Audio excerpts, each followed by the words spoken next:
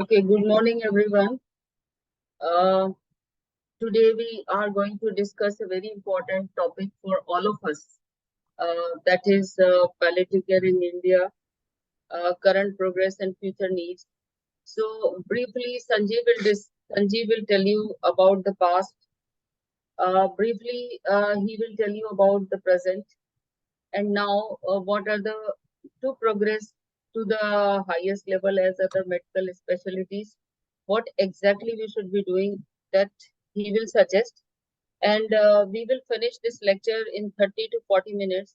And what I want to do at the end, in last 20 minutes, I will ask at random the only single question from everyone. Uh, I can name anyone from senior to junior, that what are your vision for development of palliative medicine in India for next 5 years? So please be ready for this answer.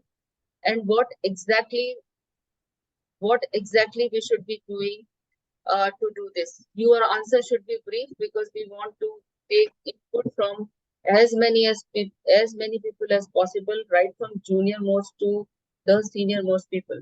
So please remember, the question will be, what should we do to progress palliative medicine in next 5 years? What exactly in the focus?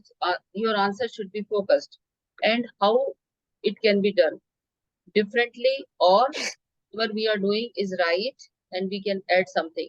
So your suggestion and your vision for 5 years. Only single question will be there. No other discussion will be. We will not do any other discussion. So I will ask right from the junior most to senior most. Archana, can you write down this question in the chat box so that people who are joining late, they will be knowing this question that everyone has to answer. And I'm not going to ask all 70 people, but I will ask at random from junior most to the senior most person. So Sanjeev, you can start, and Yes, ma'am. with this answer. Yes, ma'am. Go ahead. Yes, ma'am. Yes, ma'am. So Sanjeev is our senior resident. He has done MD Palliative Medicine. I think he has come before also. He has given a very good lecture on humanitarian crisis. Extraordinary. It was a good lecture. Absolutely a fantastic lecture. And now he is there with the palliative care in India, current progress and future needs. Okay, go ahead, Sanjeev. Yes, ma'am. Thank you, ma'am.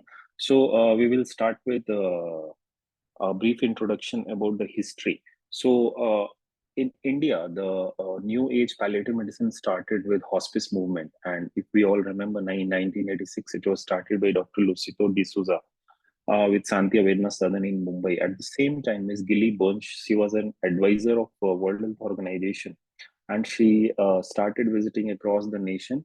And with her effort, multiple hospice trusts has been established, including Sevagram Trust and Cipla Cancer AIDS Foundation. At the same time, Jeevodaya Hospice, Pain and Palliative Care Society, Word and Deed Hospital, Karunashray, Can Support in Delhi. All these movements were started in the same time period. Now, if we see what is the actual time span, so in 1985, Tata Memorial Center, in association with Hafkin Institute of Mumbai, started providing a tablet called A&O tablet to the cancer patients. That A&O is abbreviation for aspirin and opium. So this was provided for adequate pain relief. So in 1986, in association with World Health Organization, a pain clinic was started at Regional Cancer Center, Trivandrum.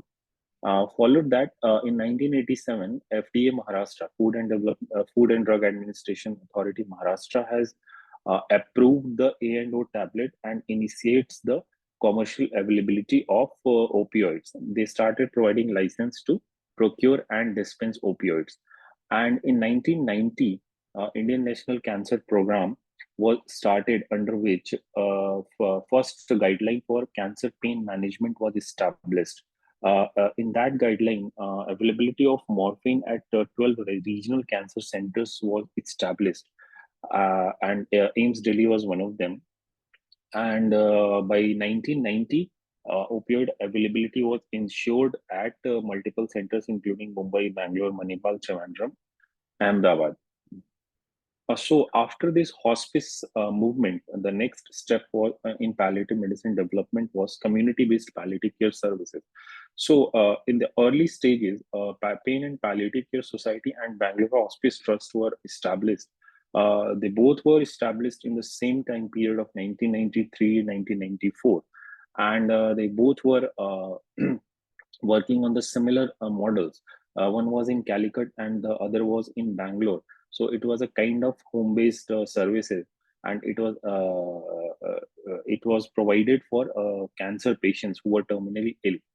Uh, World Health Organization and the Pain and Palliative Care Society started developing palliative medicine in India, and by 1990, India and all the developing nations, and by 1995, they have given a palliative care delivery model for India, which included OPD-based services, IPD-based services, along with community services in form of home visits. And in that form, CAN support came into existence in 1996, which is an NGO, Delhi-based NGO, and it provides home-based palliative care services in Delhi NCR and various cities of India. Along with that, in 2000, a sustainable community-led service model was established that is called Neighborhood Network in Palliative Care. It was a volunteer-based service, and by 2007, it has almost 60 functional units covering approximately 12 million population. It consists of 60 doctors, 350 nursing staffs, and 10,000 volunteers, and they are focusing on the diseases like end-stage organ failures, cancer, and HIV patients. Now, coming to dawn of palliative care education in India. So, Cancer Relief India, in collaboration with the Palliative Care Unit of World Health Organization, started multiple teaching and training programs for Indian doctors and nurses, and it started in the time of 1993 to 1995. So there were certain programs. Few programs were started in United Kingdom under the 3-year Indo-British project, and these were supported by International School for Cancer Care, Macmillan Cancer Relief Fund, and Global Cancer Concern. Along with that, Bruce Davis Trust also supported training, and Sir Michael Sobelhaus has supported the training of doctors and nurses and provided a 6-week certificate course for doctors. Now, coming to the palliative care network development in India. So, IAPC was established on 16th of March 1994 at GCRI, and the idea was to advocate and establish standards and provide training programs, and along with make policy decisions for establishment and development of palliative care services in India. Uh, Almost 2,500 registered life members are there in IAPC. Uh, Apart from that, standard settings of palliative care in India. So the earlier settings were established in Kerala, which was a community-based model. So Institute of Palliative Medicine (IPM) was established in Calicut, and Trivandrum Institute of Palliative Sciences. Pallium India was established and in 2006. Pallium India developed minimum standards for palliative care. So they provided a document which consisted of 2 parts. So for the first part of document composed of 8 essential components, and the second part composed of 22 desirable components. Opioid availability was one of the major concerns and one of the major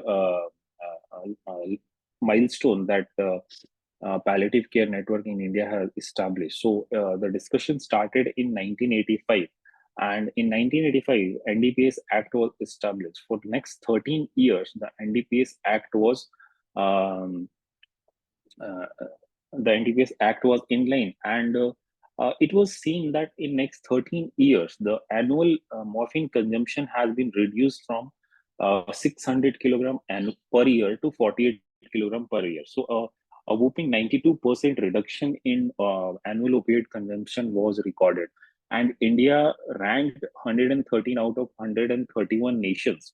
So at that time, the global morphine consumption increased by 437%. By in India, it was reduced by 92%. So a discussion started in 1994 to 95 along in association with World Health Organization and Indian Association of Palliative Care to revise the narcotic control policy. And national revenue with the help of National Revenue Secretary, a new model rule was established in 1998. So the first state workshop on morphine availability was conducted on 24th of June 1998 at Trivandrum, and a government of Kerala adopted the model rule in 1999. Now, the next step was this simplification adequate? Well, the progress was very minimal, and India till 2014, when Indian Parliament amended the NDPS Act in 2014, providing a list of essential narcotic drugs and formulating a uniform policy for all the states. Prior to that, all the states have certain defined different rules for opioid procuring and opioid dispensing. So in 2014, a uniform rule was formulated by Government of India, and then drug controller became the single authority to supervise all the opioid availability and procurement. Now, coming to the development of palliative care in India. So, palliative care in India developed in two forms. One is generalist palliative care, and the other is specialist palliative care. So, generalist palliative care education formally started in 2007, when IAPC started certificate courses in essence of palliative care. The idea was to inculcate the principles of palliative care along with good communication skills and management of complex symptoms in life-limiting illnesses. So these courses were offered to all the MBBS and BDS graduates, along with that BSc nursing and GNM students. And the course composed of two parts, the part A and part B. So part A is a 15-hour session with 8 weeks of distance learning program, and part B is a hands-on training in palliative medicine. Along with that, other institutes have started various palliative care courses, like IPM Kerala has started Pallium India, MNG Institute of Oncology and Regional Cancer Center, Kidwai Memorial Institute of Oncology in Bangalore, and CMC Vellore. Then comes the era of specialist palliative medicine education in India. In 2010, Medical Council of India recognized palliative care as a medical broad specialty, and they started providing specialist palliative medicine training. So it was a 3-year on-site supervised training program, and TMC Mumbai started the first MD palliative medicine course in 2012. Following that, DNB Diplomat in National Board certificate course, that is a full-fledged degree course that was recognized by National Board of Examinations in 2021. And by 2022, 5 institutes are conducting MD palliative medicine program, and 5 institutes are conducting DNB palliative medicine program.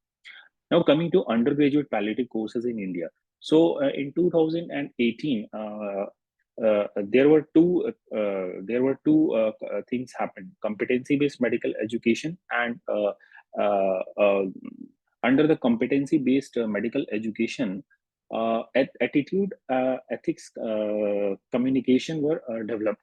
So it was decided that attitude, ethics, communication will be taught to MBBS students, and the hours were decided. In first prof 34 hours, second prof 37, third prof 25, and fourth prof 44 hours. So a total almost 140 plus hours were decided for attitude, ethics, communication training.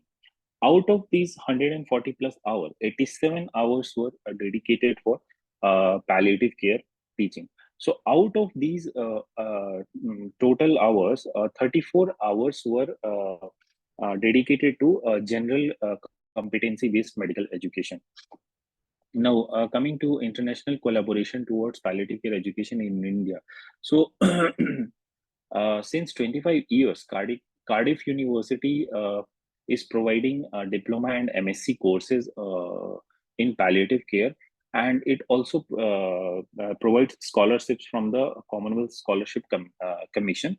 So for 90 Indian doctors have done this course, and they have also provided a 20 module free online resource for palliative care teaching and training in India. Apart from that, Indo-American Cancer Association and John and Aditya Kapoor Foundation, along with Pallium Medicine, Pallium India, they have also initiated a course on January 1, 2015, which is a 6-week certificate course in palliative care. And they also provide scholarship for 10 pairs per year. So one pair consists of one doctor and one nurses. Apart from that, EPIC India program was started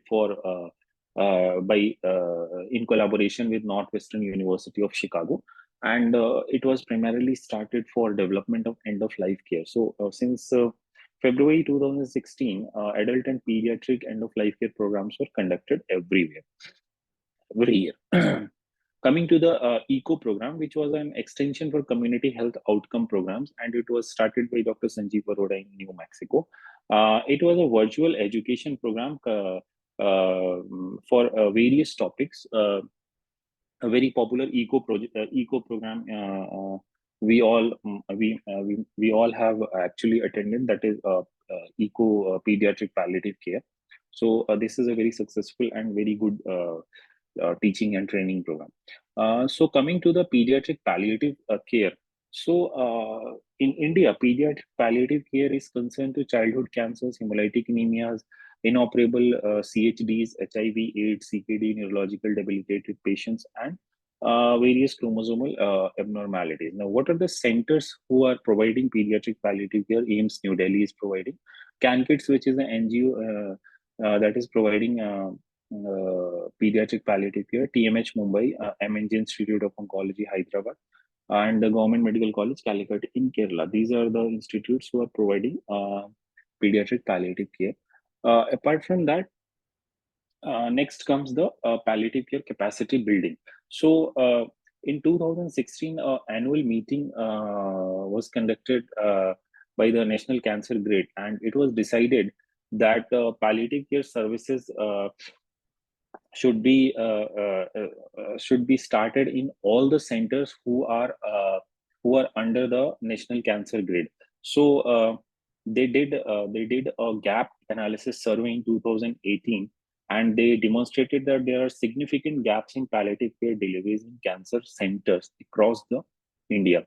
There are certain courses that has been offered by IAPC. So IAPC is providing teaching and training to various domains of medical and community to provide adequate palliative care to all the patients who are in need.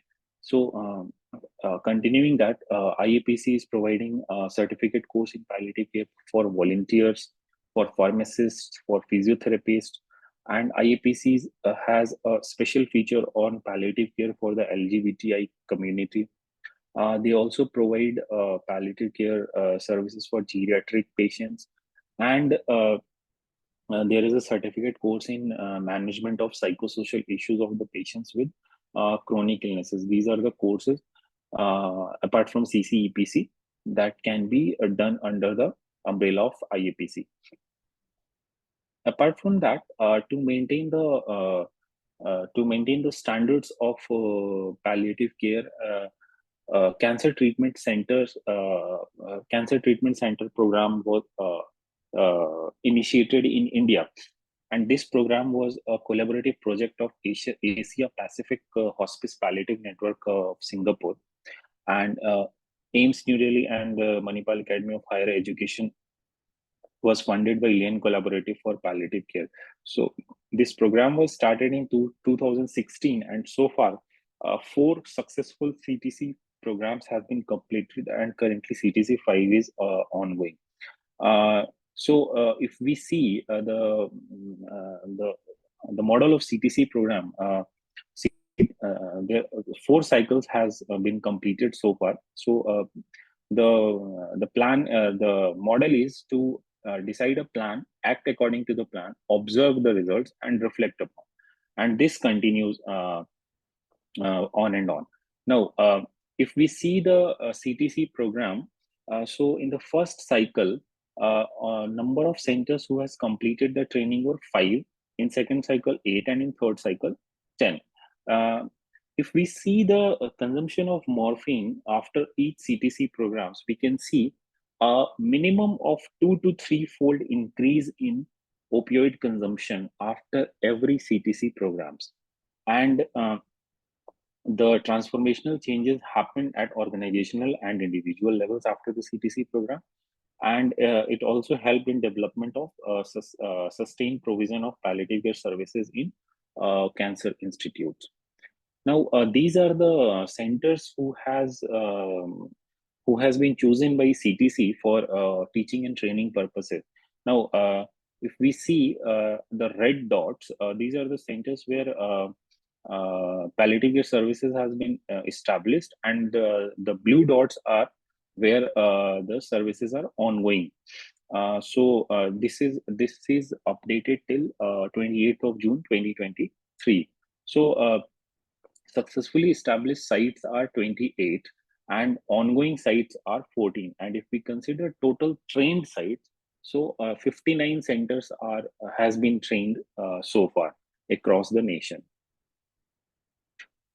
Now, coming to the end of life care awareness and advocacy. So, a position statement and a policy guideline was developed in 2014 regarding end of life care, and various CMEs and webinars have been conducted by IAPC across the nation for discussing the topic of end of life care. And after the judgment of 2018 Supreme Court, uh, the actual formulation of end of life care policy was started, and AIMS Delhi has developed a policy on end of life care, and it became a national guideline for providing EULC. So that guideline is available at Indian Council of Medical Research and Ministry of Health and Family Welfare website as well. Now, coming to the journal, the Indian Journal of Palliative Care. So it is IJPC is a peer-reviewed journal, and it is being published quarterly under Indian Association of Palliative Care. It is a Scopus Index journal, and it has also been indexed by several international agencies. It was started in 1995, and it became online since 2007. So, as per 2022 Google Scholar Matrix, IJPC ranked 8th among all indexed palliative care journals globally, with a H5 index score of 25 and H5 median score of 40. Now, coming to what is the future of palliative care in India? So far, we have seen palliative care surrounding somewhere in around oncological settings. Now, the time has come when palliative care is about to expand its limitations to the non-oncological services. Recently, we have seen Academy of Palliative Medicine has started a course on impact nephropalliative care. Along with that, neuropalliative care courses have been started under IAPC, and these are the verticals where palliative care is about to take leaps and bounds. Now, let us see what are the areas where palliative care can expand its subspecialty into very specific specialist palliative care. So, cardiac palliative care is one of them, and if we see these are the informations from standard publications.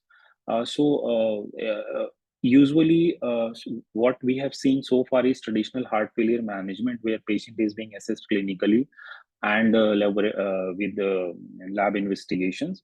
They predict the diagnosis, and they communicate to the patient, start a therapy, and they manage all the trigger events. Now, if we start primary palliative care in cardiac patients, we can control the pain and other symptoms. We can assist the medical decision making. We can assess and reduce the emotional distress and burden to the patient and family as well. And we can provide a coordination of care across the patient's care team. By this, we can promote a good quality of life for the patient and caregiver. So this comes under primary palliative care. And in specialist palliative care, we can provide a solution to all the complex problems who are very severe and certain times refractory as well. This can be provided in patients who are having heart failures. Now, this is a graph that I have adopted from British Medical Journal. Sorry, Lancet. So in this graph, if we see this is the trajectory. This is the trajectory of a heart patient, and if we see here at this point, when a patient has been implanted with a left ventricular assist device. Once the patient is implanted with left ventricular assist device, we can see their patient can go in the either of these trajectories. Now, if we see the trajectory number 5, that is the orange one. So, in this trajectory, patient has been provided a palliative care support along with along with the cardiology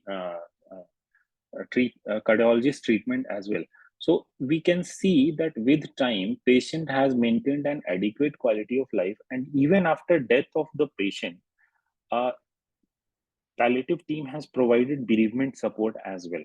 So this graph actually suggests that if we provide palliative care early in the course of illness, we can see that patient have very good quality of life, and even after that death, the emotional burden and coping mechanisms are easier to manage.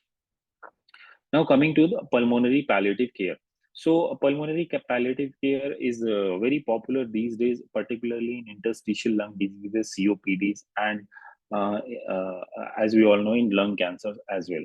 So, these are the popular diseases. So, if we see in COPD patients, there are certain types of management. So, one is the standard treatment for COPD, where a patient is being managed with the uh, uh, medicines like short-acting beta adrenergic bronchodilators, long-acting LABAs and LAMAs, along with that lifestyle modification and pulmonary rehabilitation. So, along with that, if patient is being provided with palliative care support, that actually improves the quality of life of patient and caregiver as well. So, this whole course of management, where curative intent along with palliative intent has actually improved the quality of life of patient and caregivers. So these are the areas where palliative care requires, and it will definitely be area of interest for those who are looking for palliative care out of non out of oncology settings. Then coming the renal palliative care, as we have as I have recently mentioned, the Academy of Palliative Medicine has recently conducted a very successful program, Impact Nephro Palliative Care. So, palliative care in nephrology is going to be a next blockbuster thing. How we are providing palliative care in kidney failure is we are providing symptom management. We are explaining the disease and providing good communication. We are helping the patient to make critical decisions. We are providing families supports in coping with the mental burden, and we also provide the guide to develop advanced care planning. Palliative care in nephrology settings depends on various stages like primary kidney palliative care, specialist palliative care. We decide goals of care. We can guide the treatment and decision making. We can plan advanced care planning. We can provide education and build up capacity as well. And definitely, research and policy is the backbone of all these services. Now, neuropalliative care, again, one of the blockbuster thing which is about to come uh, in the coming times. So, neuropalliative care, there so far, what we can see is in the first image where a patient is diagnosed with a neurological illness and which is very debilitating. So patient is being treated by a neurologist till the time patient become refractory, and then starts the palliative care. So here on in the orange area, patient receives palliative care, and the span is very short. Now, if we call it early integration of palliative care, then we see with time curative intent of neurologist is reducing, and palliative intent is increasing. And by the time of death, patient is not receiving any type of curative management, and patient is receiving maximum specialist palliative care. Apart from that, another model is also proposed, that is very flexible and trigger-based specialist palliative care. So, patient is being introduced to palliative care since the onset of diagnosis, and patient is being provided specialist palliative care at the time of any triggers. So, we see as the disease progresses, the frequency of triggers increases, and by the time patient approaches towards the terminal phase of disease, the triggers increases very frequent the triggers starts happening very frequently. So specialist palliative care is being required very frequently. So these are the two types where palliative care is being provided in neurological palliative care. So this is the assessment of palliative care needs and in neurological patients. So uh, uh, uh, this is a comparison of stroke patients with cancer patients. So the first half of the graph is for cancer patients. Second half, the lower part is for stroke patients. Now, if we can see uh, in the initial diagnosis of cancer, the palliative care need is less as compared to stroke patients. And as the time progresses in cancer, palliative care needs starts increasing, and towards the later stage of the disease, it is at max. While in stroke patients, earlier in the earlier phase of the disease, palliative care needs are very high, and uh, in the plateau phase of the disease, the needs are not that high. But once the patient starts developing complications due to strokes, again the palliative care needs starts rising, and it becomes maximum during the time of terminal illness. So these are the trajectories for comparison of palliative care needs in stroke patients.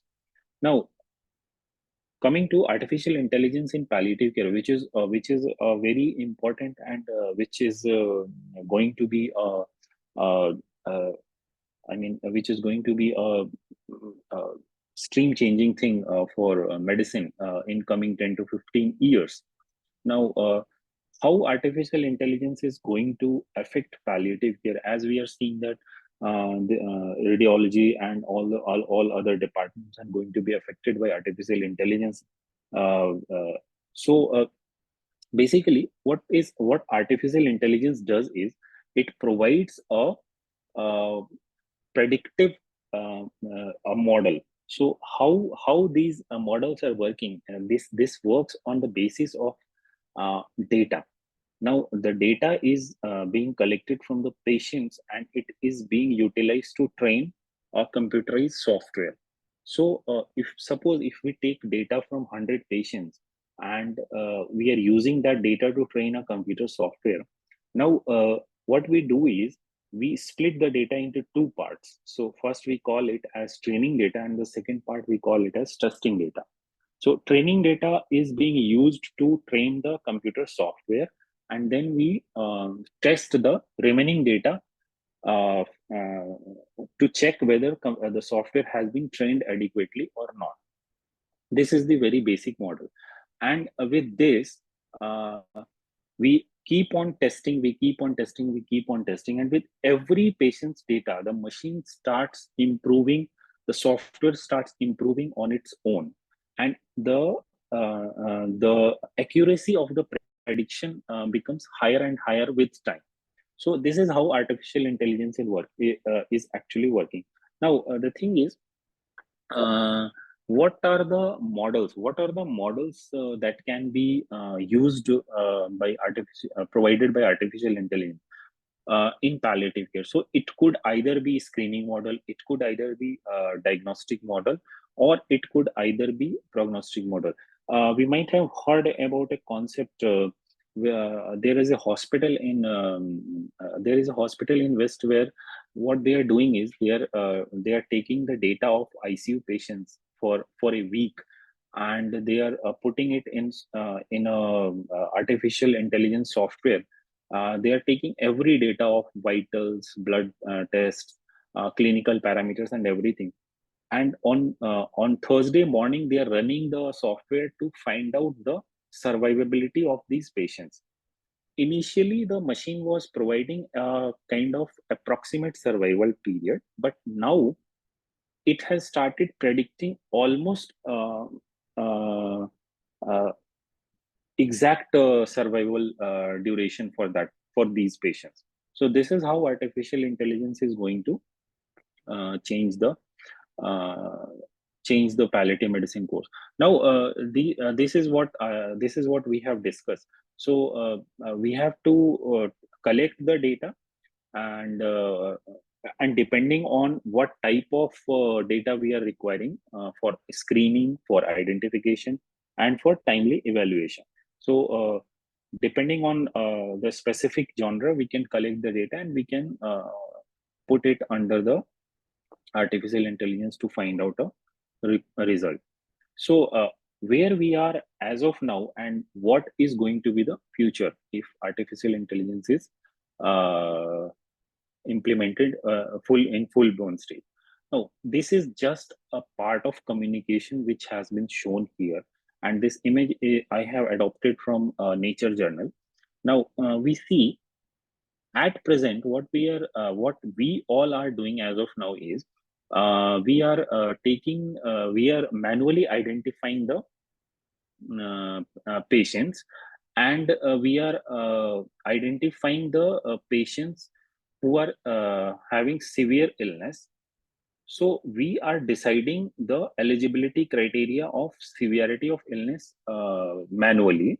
Then we start collecting information, and we start providing therapeutic conversations, and we also do the manual documentation of all the seriously ill patients. Now, what is going to happen in future is this is NLP enabled identification of SIC documentation. What is NLP is natural language processing. So natural language processing is a software that is an AI software.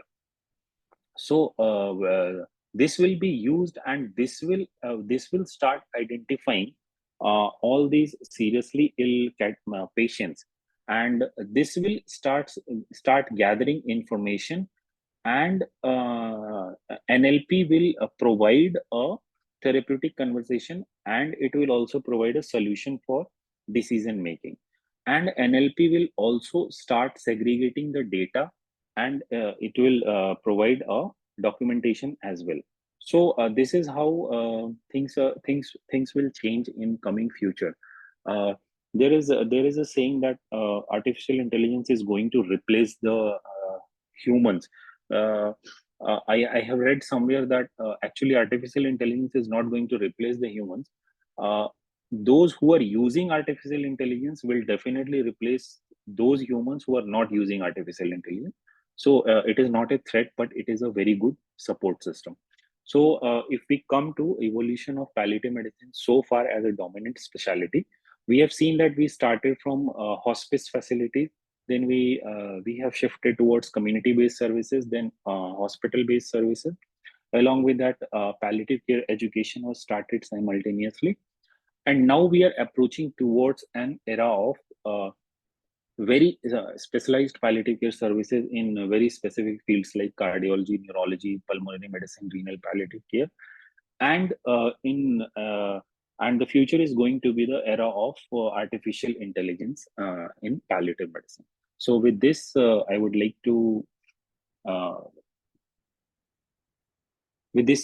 conclude my presentation, and Thank you, Sanjeev. As usual, Thank you, ma'am. fantastic.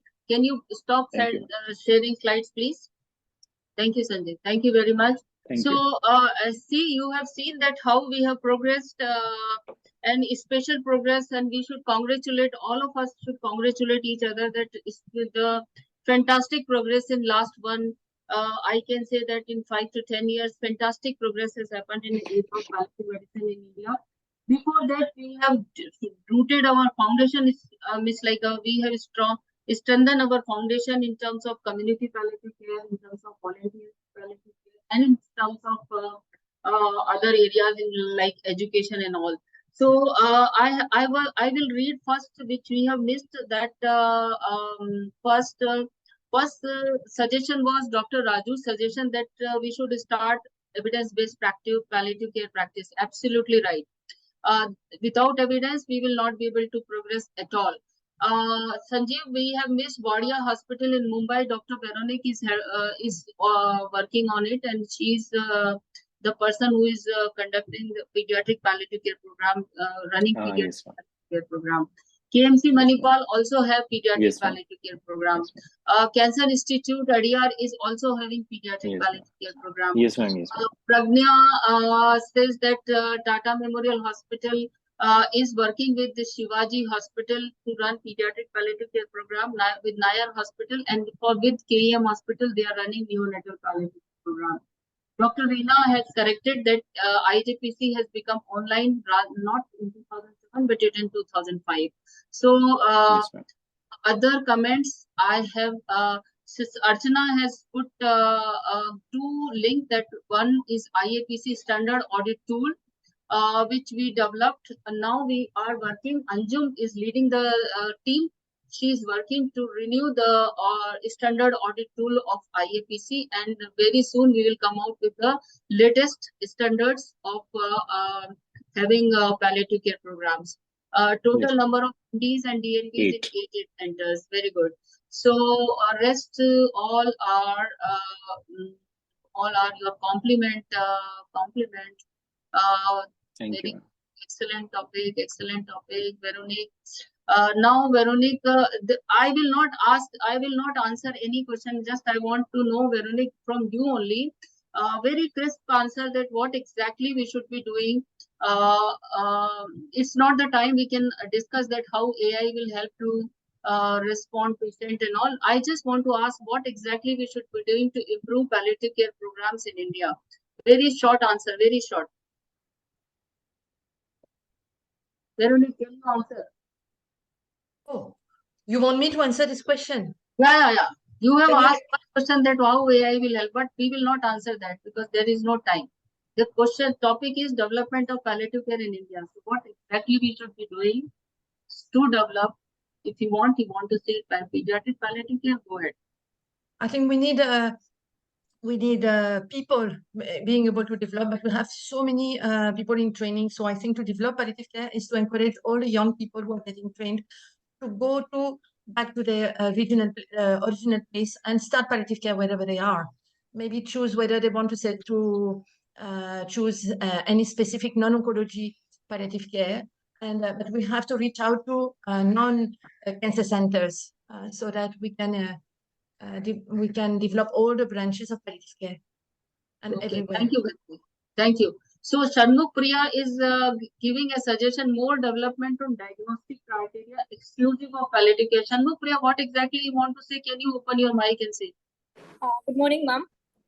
Ma'am, currently we are using many other diagnostic criteria which is for the normal population, and based on that we are eliminating the palliative care patients upfront. Like the palliative care patients are not fit for in that criteria, and eventually they become best supportive care. So for even acute treatable causes like bleeding or coagulation also, they'll be upfront eliminated. So if it is more focused for palliative care patients, the criteria and more study should be done, and the exclusive for palliative care patients criteria should be brought up now. Thank you, Shanmukh Priya. Dr. Stanley is giving a correction or something. Dr. Stanley, can you open your mic and say something about your comment as well as your suggestions? Brief brief answer, please. Thank you very much. Very nice presentation, Sanjeev. To bring all these developments in such a short time, it's a very difficult task, I'm sure, but we did it very well. One omission I would just want to mention, in 1995, Bangalore Baptist Hospital started the first hospital-based, fully integrated palliative care program for cancer and non-cancer, along with home care. So that was a real start that I wanted to mention. Regarding the future, first thing I would say is home care must become mandatory. Home care must become mandatory. 1 or 2% of beds in every hospital must be for long stay facility of patients, because some of them don't have family, don't have that possibility of home care. The third is, as we are developing all these subspecialty palliative care, simultaneously, we must have combined clinics throughout, in the hospitals. Then only patients will be identified early for palliative care. And finally, something that we have developed right in 1995 onwards is the subcutaneous route, the giving of injections at home by family, what we call the family driver. It's such a simple method. I don't know why everybody cannot practice it. It should become kind of routine in home care. That's all. Thank you very much. Thank you, Dr. Pillai. Thank you very much. Archana, please keep noting down all these points, Archana. Dr. Meenakshi from Madhya, can you suggest that what exactly we should be doing to improve the status of palliative care in India? Focused answer, please, so that we can apply and we can implement as a broad. Yes, ma'am. Good morning, ma'am. And thank you, Dr. Sanjeev, for an excellent presentation. Of course, I am new in this field. So definitely a lot of credit to people who have worked through the years to bring it to this place right now.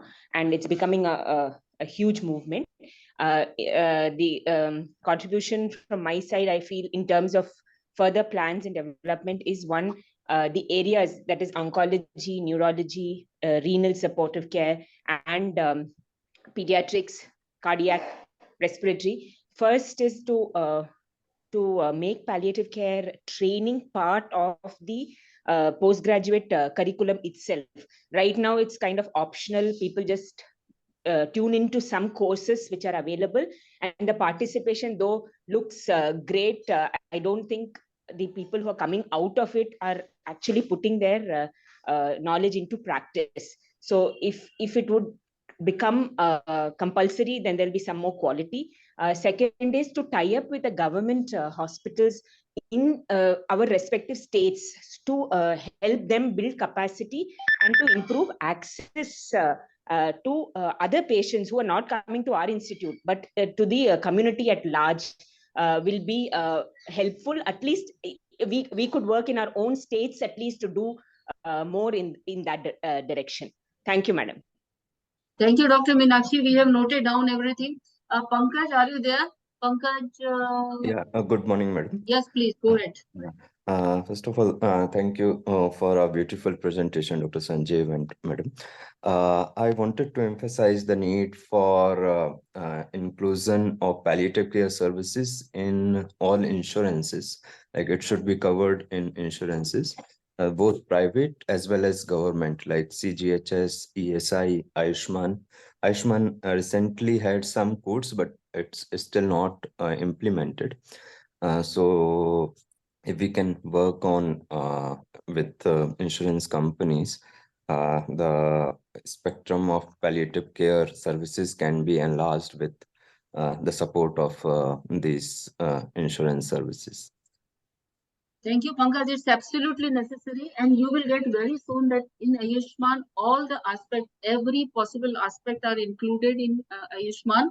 And we have started working with corporate hospitals and various insurance agencies, because now many corporate hospitals are opening Department of Palliative Medicine in their hospitals, and now it's a need of an hour. So already we and Savita, we have started working on this, and we have started talking to the insurance agency as well. So I think very soon, within a year, this will not take too much of time, because this is a need of an hour. We are going to be very fast in this.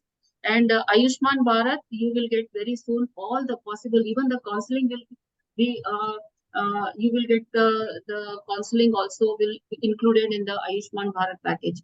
It's very good. Thank you. Dr. Jennifer, can you suggest what exactly we should be doing to improve palliative care status in India? And next, Dr. Reena, please. After Dr. Jennifer.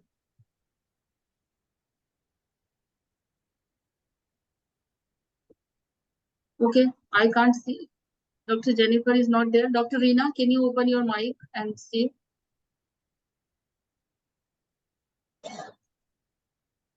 Did you want me to speak, Dr. Sushma? Yes, yes, yes. What should we be doing to develop? Because we have come long way, but what exactly the focus on work which is required to go strengthen further?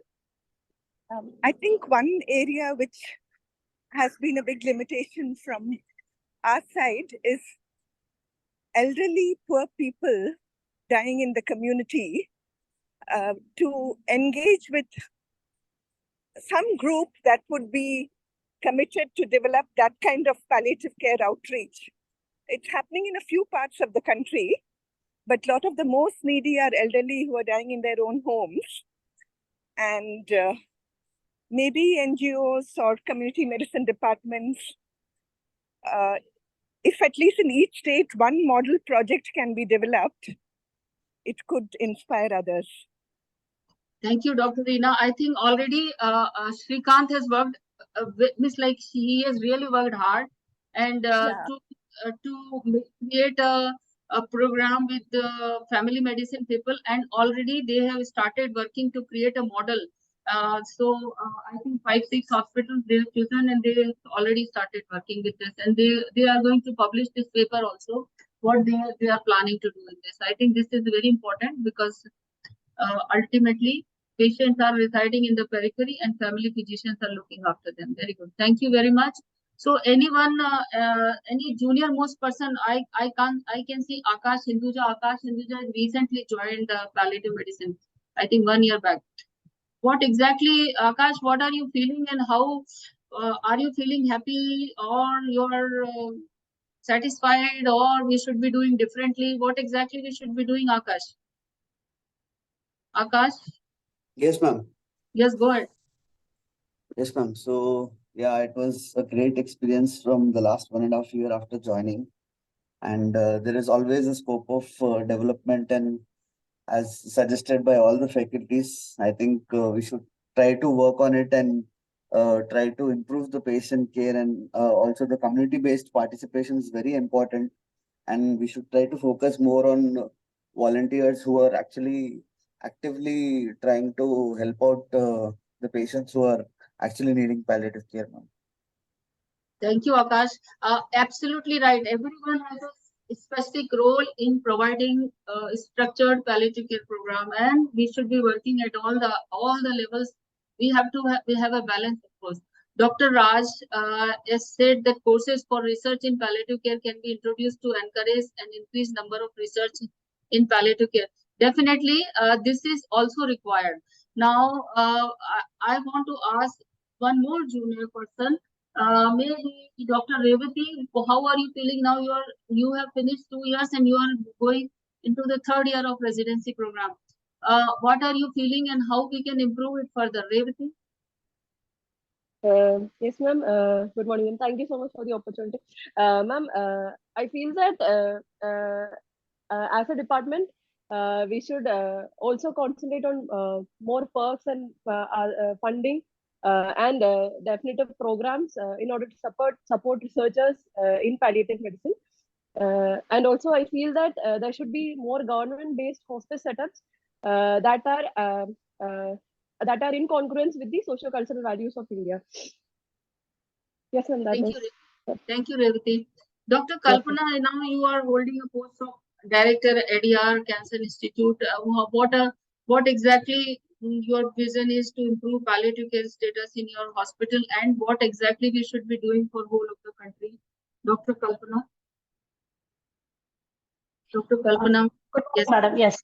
Good Yeah. morning. So I still feel that one thing that I feel is there is no similarity in the education levels of the various centers and the evidence base of the various centers. I know we have Anjum is working on the but I do not know how much we will be able to put in those models and insist on a particular level of evidence-based palliative care. The various, so many, because it's becoming so popular, so many centers are opening up with various palliative care centers. But how to improve and insist on a particular level of care would be my concern. Thank you, Dr. Kalpana. Absolutely a very, very pertinent point, and Dr. Meenakshi has also written the same point. I think now it's only 5 minutes, so I will summarize that we have come a long way. There is no need to discuss everything.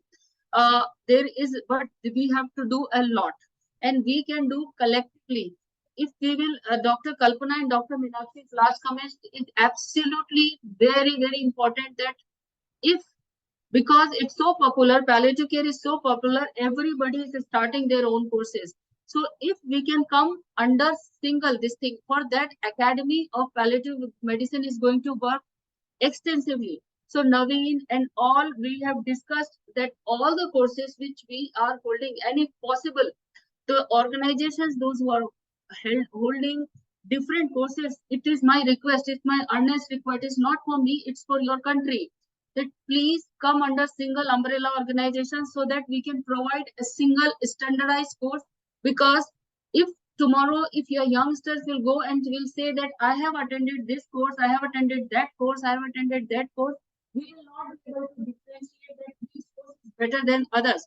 So it is important that a single standard course in each aspect, whether doctor, nurses, counselor, or physiotherapist, or anywhere, a single standardized course should be there for each and everyone, so that we can create a quality amongst palliative care workers, palliative care forces.